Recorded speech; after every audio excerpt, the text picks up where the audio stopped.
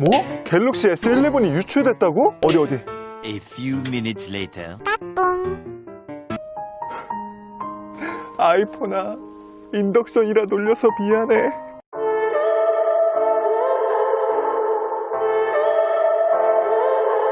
오늘도 시청해주셔서 감사합니다. 안녕하세요. 품격 있는 리뷰 고니TV의 고니입니다. 이제 우리가 인덕션에 적응을 해야 될 때가 온 것 같습니다. 요즘 바다코콘 건빵 식당용 인덕션.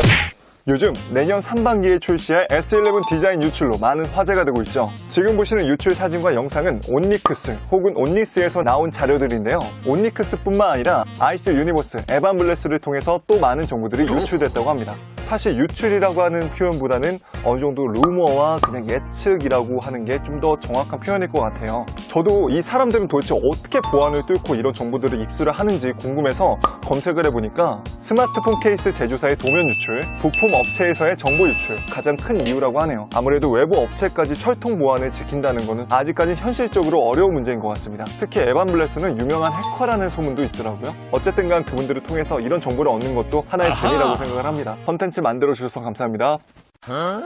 자, 여기서 여러분들께 한 가지 질문을 드리겠습니다. 카메라 스펙만 제대로 나온다면 난 이런 디자인도 괜찮다 1번, 아니다 이런 디자인은 난 너무 싫다, 카메라 스펙은 지금도 만족하니 디자인만 이쁘게 나와라 2번, 1번, 2번. 여러분의 선택은 어떤가요? 여러분의 소중한 의견을 댓글로 적어주세요. 솔직히 저는 스펙도 중요하고 디자인도 중요해서 거의 반반이긴 한데 그래도 저는 후자인 것 같습니다. 아직까지 뭐 8K나 1억 800만 화소까지 굳이 필요가 있나 싶기도 하고, 제일 큰 거는 상용화 부분에서 아직은 조금 많이 이르지 않나 라는 생각이 들어서 아직까진 스펙보단 디자인 비중이 더 큰 것 같아요. 디자인과 스펙 두 마리 토끼를 잡을 수는 없는 거겠죠? 삼성 여러분, 그건 어려운 거겠죠? 일부 기술 개발자분들께서는 이런 인덕션 디자인이 핸드폰 두께는 줄이면서 카메라 성능을 더 발전시킬 수 있는 최적의 디자인이다 라는 말까지 나오고 있는데요. 그러니까 우리가 빨리 적응을 해야 될 것 같은데 그런 눈으로 보지 마. 근데 왜 이번에는 왜 자꾸 인덕션을 떠나서 건빵하고 바다코코넛이 생각나는 거죠? 차라리 저는 카메라 배열을 S10 때처럼 이렇게 가로로 배열하는 것도 나쁘지 않을 것 같아요. 그런데 S11 카메라에는 엄청난 능력이 숨겨져 있다는 거 아시나요? 아직까지 확실치는 않지만 최소 5배에서 10배의 광학 줌, 거기에 100배 디지털 줌,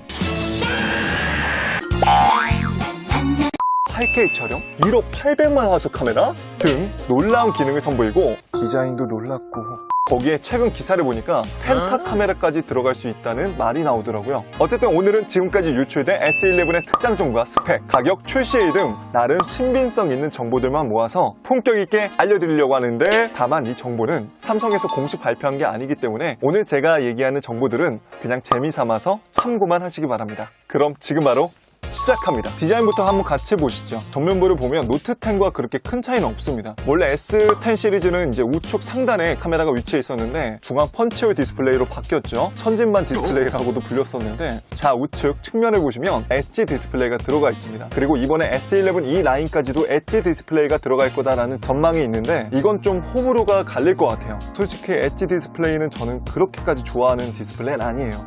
그리고 측면 버튼도 한번 보시죠. 지금 유출된 정보에서는 우측에 있는 거를 확인할 수 있습니다. 개인적으로 노트10 측면 버튼이 좌측에 있는 것도 좋아요. 이것도 적응되니까 되게 편하더라고요. 그리고 하이라이트는 이제 뒷면이죠. 이건 인덕션을 넘어서 카메라 방지턱이 생겼습니다.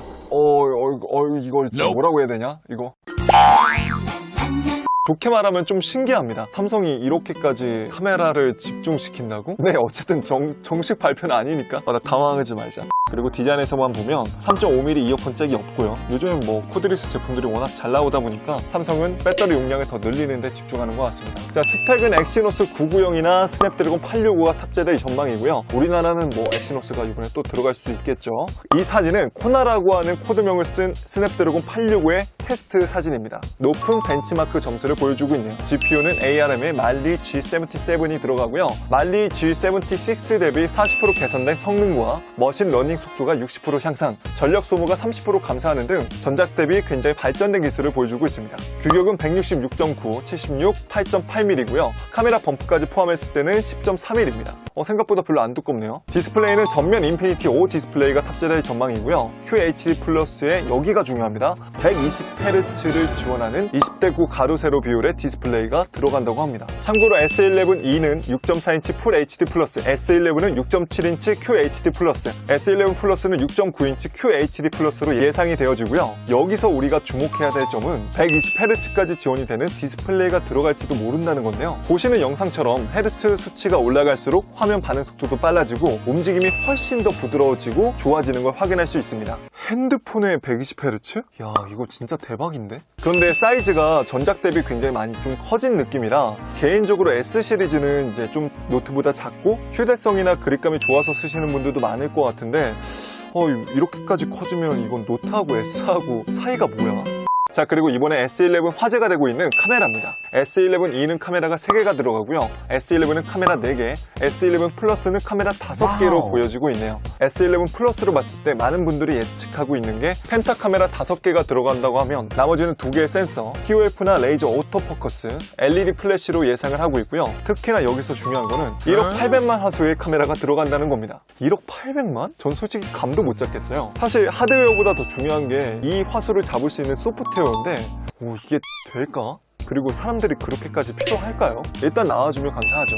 거기에 최소 5배의 광학줌이 들어간다는 사실인데요.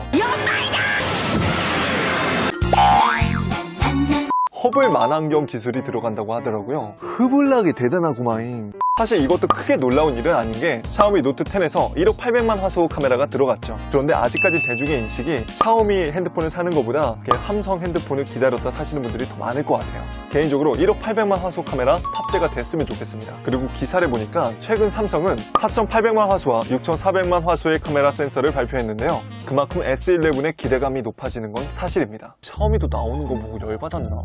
그래서 이번 S11에 1억 800만 화소 카메라가 들어간다는 전망이 있는 거죠. 그리고 사진과 영상을 짧은 시간 내에 연속으로 촬영해 한 장면을 캡처할 수 있는 싱글 테이크와 비디오 스핀 촬영 기술이 들어간다고 하는데요. 이번에 아이폰 11 퀵 테이크 기술처럼 나왔으면 좋겠네요. 참고로 퀵 테이크는 요거예요. 이거 꾹 누르면 동영상 되고 이렇게 락걸 수 있는 거. 거기에 스페이스 줌이라고 해서 사진의 품질 손상 없이 피사체를 확대할 수 있는 기술이 들어간다고 합니다. 아직 끝나지 않았다.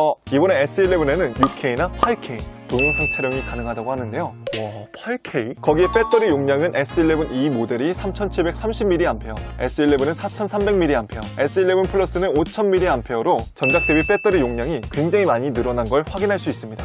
그런데 개인적으로 배터리 용량이 늘어난 이유가 120Hz를 지원하는 기술 때문이지 않을까라는 생각이 조금 들어요. 그리고 S11E 모델에는 120Hz를 지원 안 할 수도...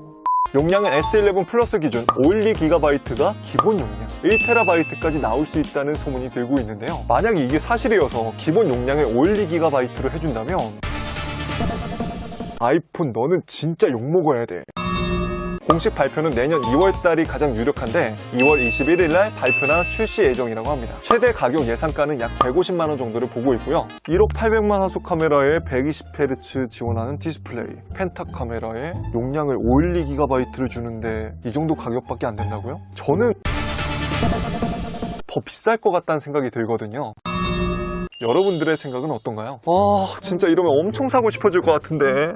고니야, 정신 차려. 너 핸드폰 장사할래? 아니, 나 리뷰하는 사람이야. 야, 이놈의 새끼야. 너 지금 그 핑계 대가지고 통장 잔고 얼마나 남아있어? 같이 눈사람 만들래. 오케이, 바. 마지막으로 S11이라고 하는 명칭으로 안 나왔으면 좋겠어요. 왜냐면 S11, 12 이렇게 타고 가다가 100까지 나올 것 같은. 원래 10이라고 하는 숫자가 완전의 숫자라는 의미도 있고요. 제가 지금까지 삼성의 행보를 보면 상반기 S 시리즈에는 삼성이 정말 이것저것 도전을 많이 하고 하반기 노트에서는 좀 안정성 있게 나오는 것 같아요. 아니 그럼 뭐야? 또 노트까지 기다려야 되는 거야? 자, 오늘 이렇게 S11 루머 소식 중에 좀 화제가 되는 소식들만 모아봤는데 재밌게 보셨나요? 만약 S11이 정말 이렇게 나온다고 하면 여러분들은 어떤 선택을 하실 건가요? 그냥 지금 노트 10? 아이폰 11 프로 맥스? 아니면 하반기의 노트 11? 선택은 언제나 여러분 몫입니다. 하지만 우리는 항상 우리나라 최고 기업인 삼성이만큼 걱정과 기대가 같이 되는 건 어쩔 수 없는 것 같습니다. 오늘 제가 준비한 내용은 여기까지고요. 오늘도 조금이라도 도움이 되셨다면 좋아요와 구독, 띠링띠링 알람 설정까지 한 번씩만 꼭 눌러주시고요. 전 또 다음에 좋은 영상으로 찾아뵙겠습니다. 항상 우리 고라니 분들을 누구보다 트렌드에 앞장설 수 있게끔 도와드리고 싶습니다. 지금까지 전 품격 있는 리뷰 고니TV의 고니였습니다. 긴 영상 시청해주셔서 감사합니다. 그럼 또 다음에 뵐게요. 바이. 아이폰아, 인덕션이라 놀려서 미안해.